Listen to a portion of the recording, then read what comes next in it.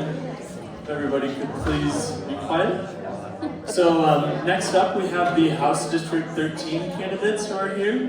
We have Julie McCluskie, the incumbent and House Speaker, and Dave Williams with the Republican Party. And we're going to allow them 2 minutes each for their opening arguments. And Dave, I'll start with you. Very good, thank you, Andrew. Oh, sorry. And actually, Does this work? Actually, this one has a new battery, so let's use this one. Let's try that. All right, thank you. I am Dave Williams, not to be confused with that other guy at the state GOP. I am known as the Chaffee County Dave.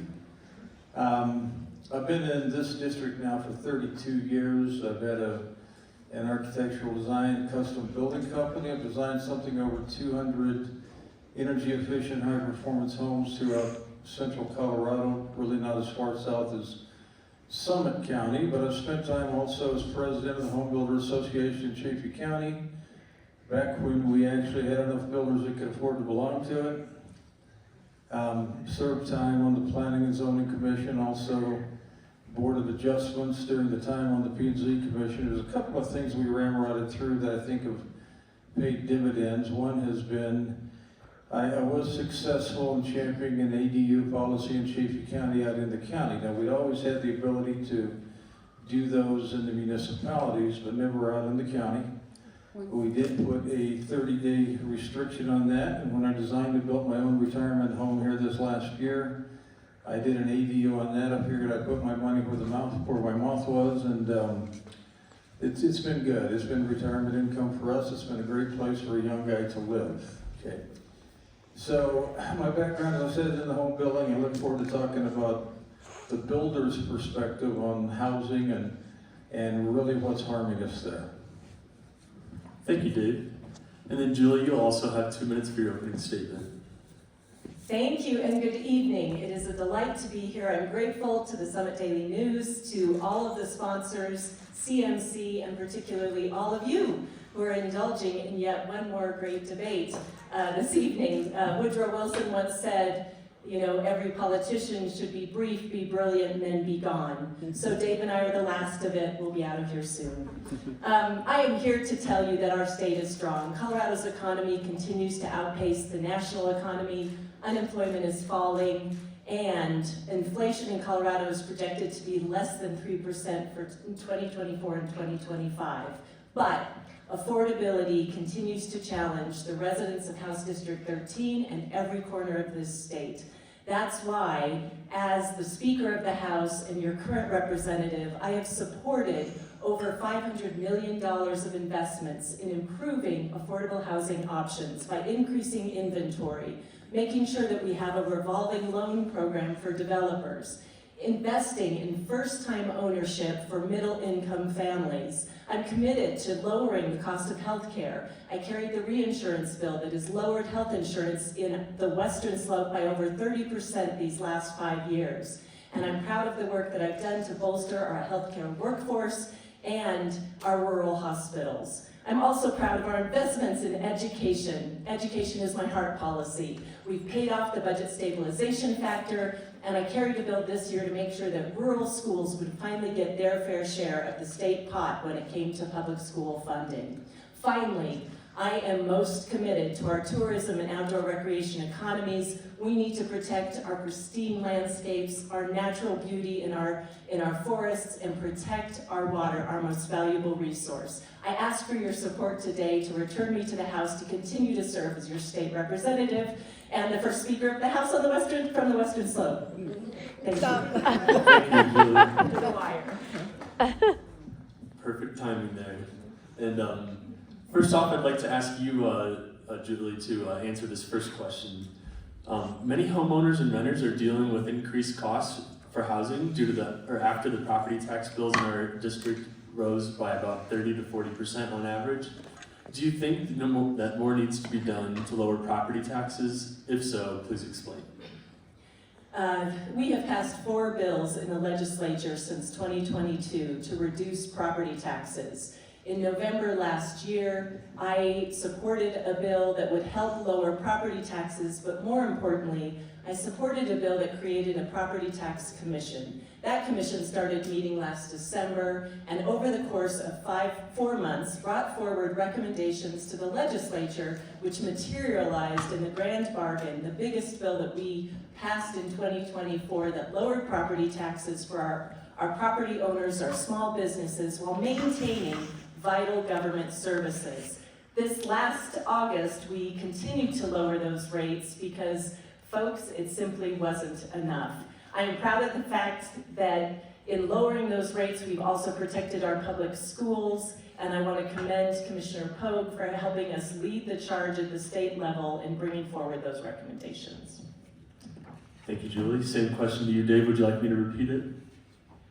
Well, the property tax has been a very interesting issue ever since COVID, and the way that property values pretty much blow up. It's been really something difficult for all the different governments to dance around. But I have some real concerns about the property tax values and how those were lowered. If you think back to this last August, the property taxes were absolutely sky high. And Speaker McCluskie is exactly right. They did lower those by $1.5 billion, but they didn't do it because they said, hey, let's just do it. Michael Fields of Advanced Colorado had a ballot initiative that he was putting forward that it would drop the property taxes significantly lower than that. So they got together, they did a deal. Michael Fields wasn't certain he could get his passed. Representative McCluskie wasn't certain that they couldn't. Therefore, they lowered the taxes by $1.5 billion. Former Governor Owen said it was a great deal. I believe that it was. I'm grateful for it. However it came about, I'm grateful that it happened. Stop. Thank you, Dave. And Dave, you'll answer this next question first. Mountain town workers are reporting issues with finding affordable housing in District 13. What do you think the state should be doing to help with the housing issues in this district? Well, it's true, not only just right here in Summit County, everywhere from Salida to Buena Vista where I live, even over into Grand County, Grand Lake and over there, it is really, really difficult. That's one reason I did push for the ADU policy. If we'd had more people jump on that, if we just had 30, 40, 50 people a year in Shelby County jump on that, it would have created an awful lot of affordable housing at that point. The thing that we can't do is get excited and overreact about the STRs. You know, these STRs are a different situation in Salida than they are in Breck. Boy, and I tell you what, the solutions are different, and they're way different. They came about different, and the solutions are going to be different. But you can't penalize the homeowners. I believe in highest and best use of your real estate with an absolute bare minimum of governmental restriction. Thank you, Dave. And Julie, it'll be the same question. Would you like me to repeat it? Not necessary, thank you. Okay, thank you.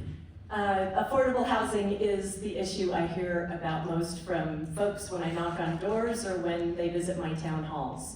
And while we have done a lot of work to make affordable housing better in our rural resort communities, we have further to go. We have put over $500 million into increasing inventory. You'll see those in projects like the one here at the Justice Center, the Workforce Granite Housing Project here in Frisco, and in other counties in House District 13. But it is, as Commissioner Pope mentioned earlier, a multifaceted problem that requires a wide variety of responses, including responses that support our renters. We have worked hard to bolster renter rights. We've provided $30 million in rental assistance to help people stay housed, and we continue to work with housing advocates on Proposition 123 to make sure that those dollars are now coming into our communities to fuel affordable workforce housing options. Thank you, Julie. Yeah, Andrew, would you repeat that, please? Yes. And you actually answered that question. The next one will be Julie will answer, and then you will respond. Julie, our Voters' Voices survey responses showed that many in our district are worried about democracy this election. Do you trust Colorado's election process, and in what ways would you help promote democracy while in office?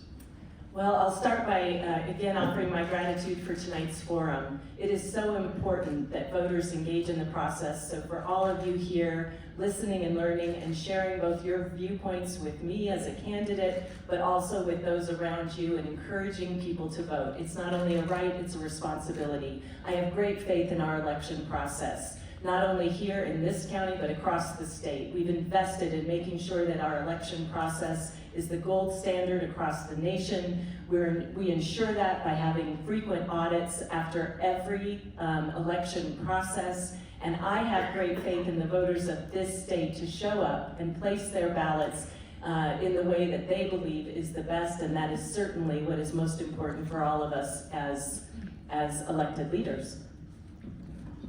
I do have total confidence in the election process in Chaffee County. I have 12 good, solid Republicans not affiliated that have gone through the training, that are there working as poll watchers and opening envelopes and doing everything we're supposed to be doing. I think we're in very good shape there. I trust the clerk. If y'all think back to Tina Peters and the stink that she threw, I think we actually owe her a debt of gratitude, at least her supporters, because those numbnuts, I tell you what, they came up with $250,000 to actually challenge that the last time. They did a recount in the entire state in our county. When we recounted our county, we were one vote different. Now I'd say that's pretty good. So I think that recount actually gave a lot of confidence to the elections across the state of Colorado. Thank you, Dave. And then Dave, I'll have you answer this question first. From HOA fees to rising insurance costs, many voters are reporting concerns with rising costs of living in Colorado. In what ways can the state legislature help residents? Well, you can stop passing 500 and some bills a year, most of which of those get into your pocket for more money. That's one thing you can do. An outrageous amount of legislation that's going through there, and most of it ends up costing us money.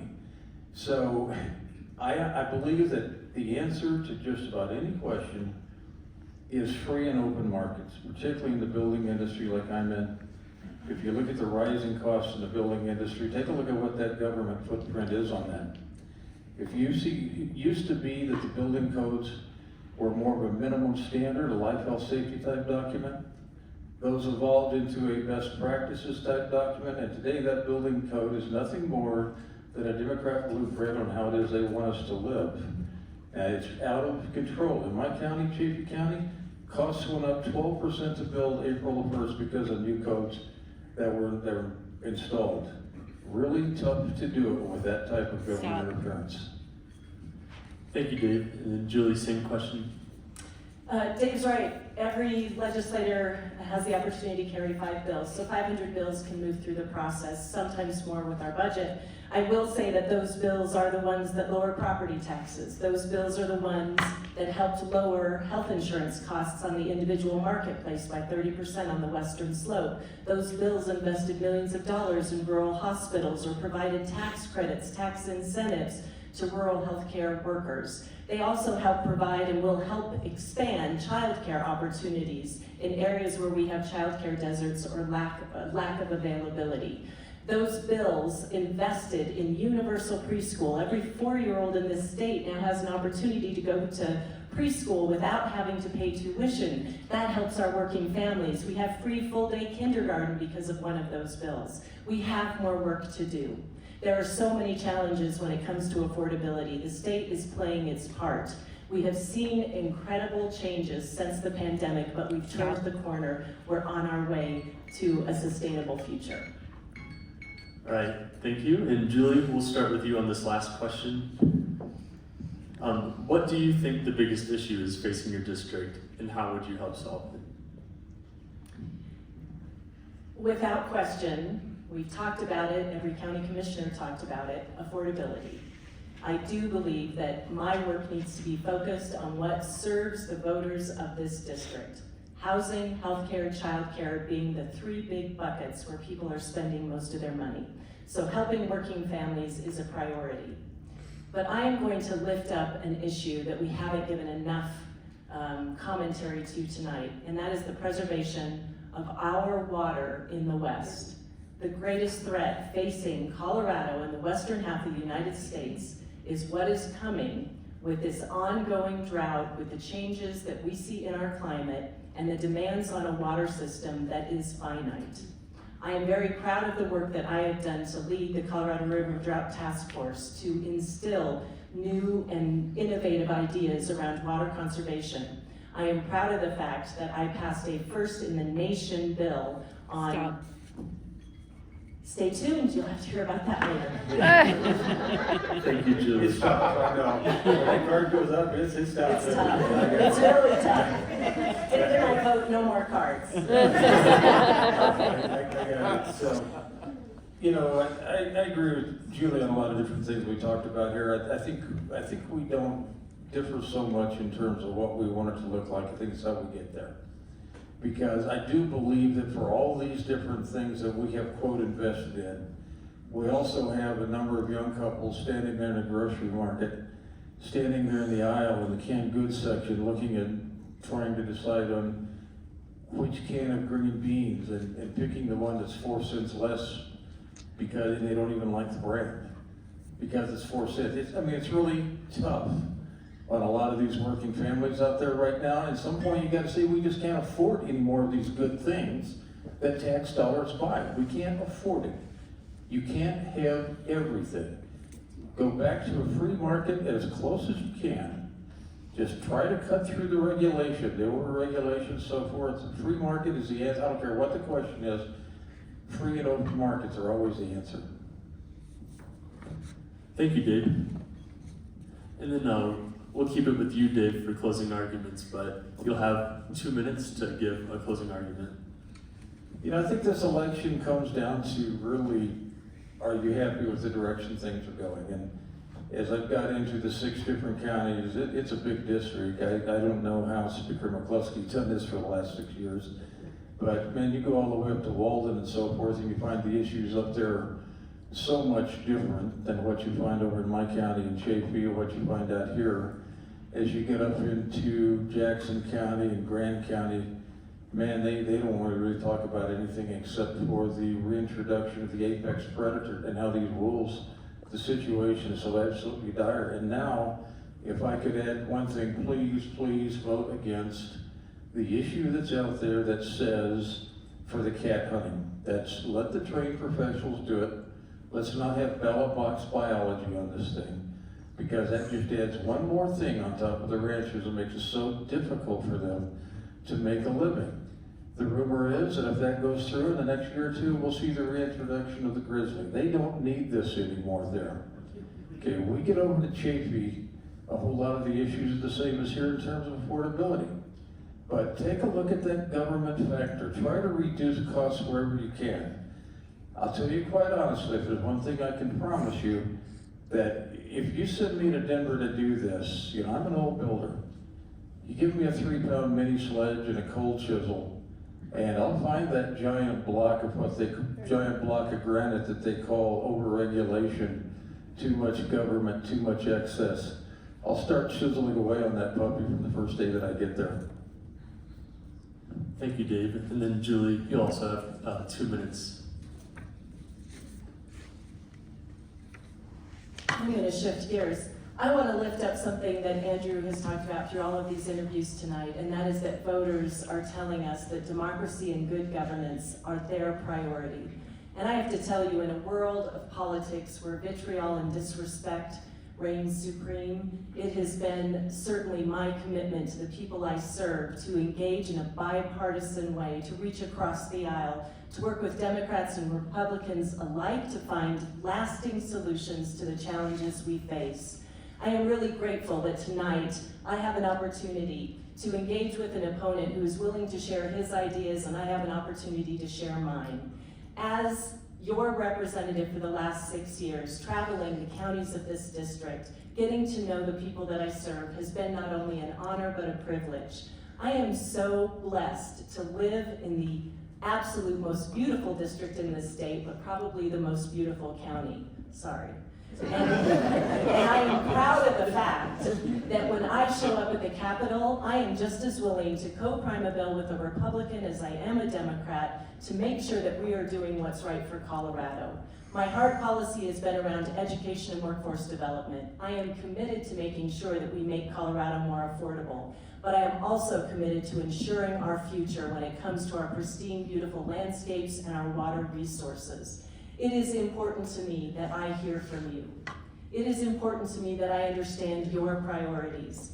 I ask that you reach out, that you engage. For any of you that were here last week and saw the Bill of Obligations presentation by CMC, a book that I highly recommend, it talks about the fact that with the Bill of Rights, we also have a Bill of Obligations as citizens. With those rights come responsibilities. Part of that is being informed, knowing the facts. The second part is being engaged, exactly what you're doing tonight. Please vote. Vote for your county commissioners, for those ballot initiatives, and for your state representative. Thank you so much. Thank you, Julie. And that concludes our forum tonight.